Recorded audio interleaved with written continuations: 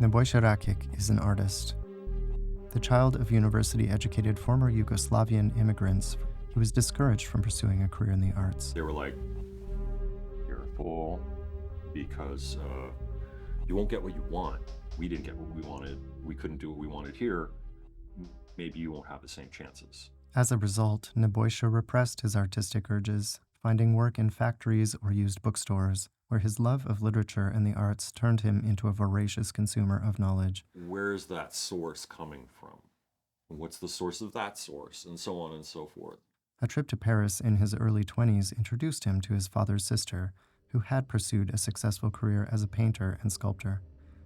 She taught me how things work with paint, especially watercolor, and she taught me how to basically find an image out of nothing. Synesthesia made music an important part of Neboysha's artistic process. When I would listen to music, I would see things, mainly colors, sometimes shapes. But similarly, paintings could suggest musical patterns. I would look at something and I would hear melodies, I would hear rhythms, I would just sense compositions within compositions. He explored these concepts through the various bands he has been involved in over the years: Mind-skelp-cher, AER, Squalour, FUHQ. After years of suffering from crippling back spasms which interfered with his ability to function, Neboysha was finally diagnosed with ankylosing spondylitis. It starts to grow your bones in your spine, and they start to connect. That was a lot of pain to go through.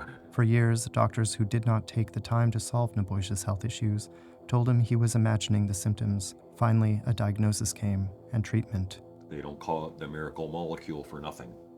The drawback is that it suppresses your immune system.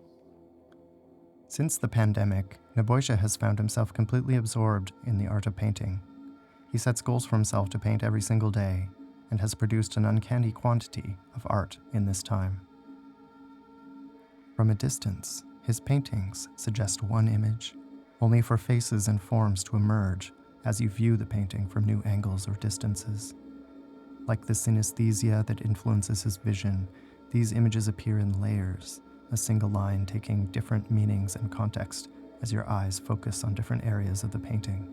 It is easy to overlook at first until a face leaps out at you, suggesting an entire scene, half seen through blurred eyes or layers of a dream. I started doing things that people couldn't deal with. When it came down to it, my art wasn't pretty to them. And I didn't get that maybe sometimes when people react poorly or they think it's wrong, maybe you're doing something right. He hopes to collect these paintings into a book one day soon. Removing and then finding what's really behind it.